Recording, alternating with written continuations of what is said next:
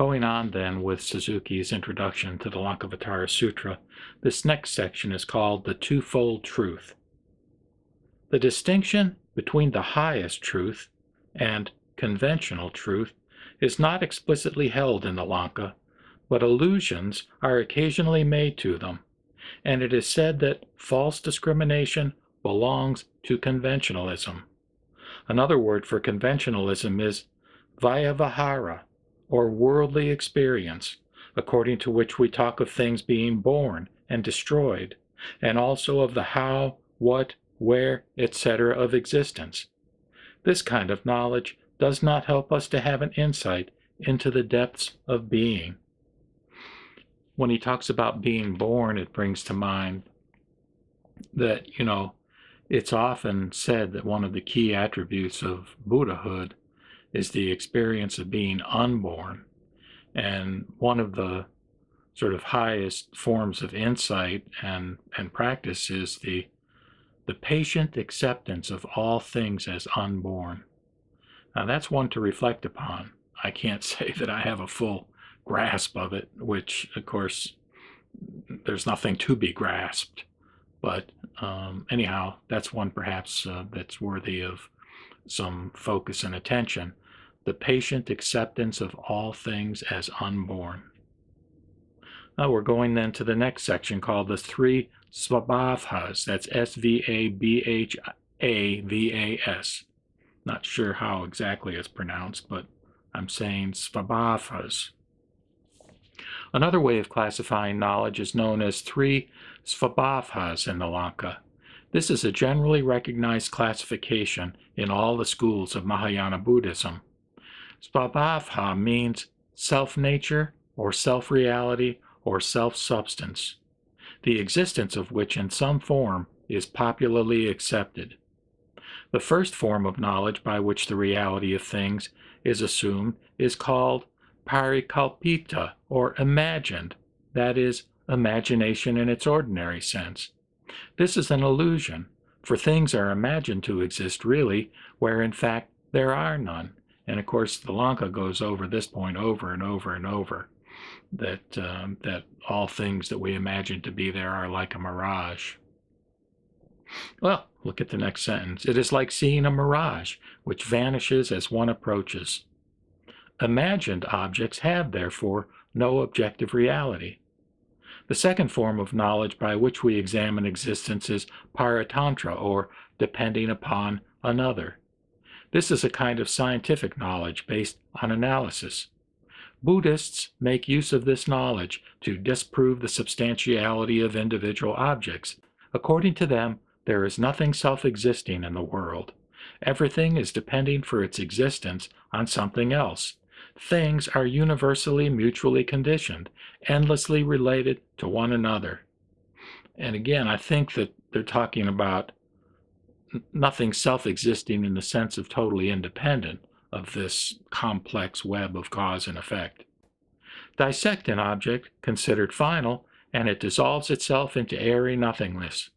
Modern scientists declare that existence is no more than mathematical formulae.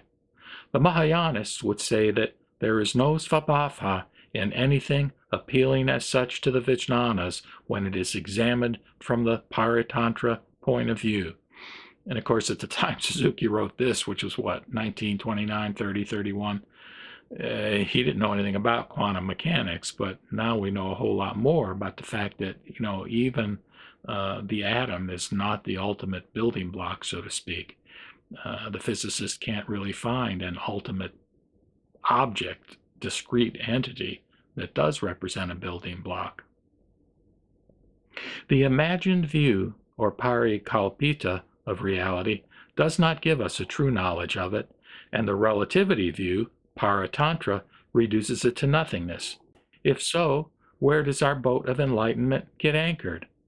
The Lanka tells us that there is a third way of viewing existence, called parinishpana, or perfected, which allows us to become truly acquainted with reality as it is.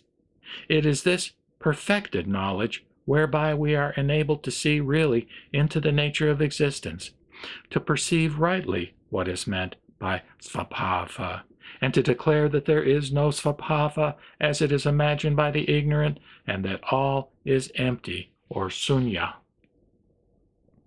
Perfect or perfected knowledge issues from prajna, or aryajnana, or sometimes simply jnana, seeing into the suchness of things. So we get back to that term suchness, which is reality as it is this very moment. It perceives things as they are, because going beyond the realm of being and non-being, which belongs to discrimination, the principle of dichotomization, it dives into the abyss where there are no shadows. This is called self-realization. So states the Lanka, that as the wise see reality with their eye of prajna, they ascertain definitely what it is, that is, in its self-nature, and not as seen by the ignorant whose eye is never raised beyond the horizon of relativity. This is again called seeing into the emptiness of things. Emptiness, or sunyata, however, does not mean relativity, as is thought by some scholars. Relativity emptiness is on the lower plane of knowledge and does not reveal the real view of existence as it is. Emptiness taught in the Mahayana texts goes far deeper into the matter. It is the object of transcendental knowledge. As long as one stays in the world of relativity, where logic rules supreme, one cannot have even the remotest idea of true emptiness, or what is designated in the Prajnaparamita as Mahasunyata, or great emptiness. And this is where we're getting into this this notion again that reality is beyond any kind of characterization, any kind of concepts or words. So we can't, it's mysterious. We can't really conceive of this. We can only, I guess, get a glimpse of it, is what you would say, experientially, through this, what the Lanka calls self-realization of noble wisdom.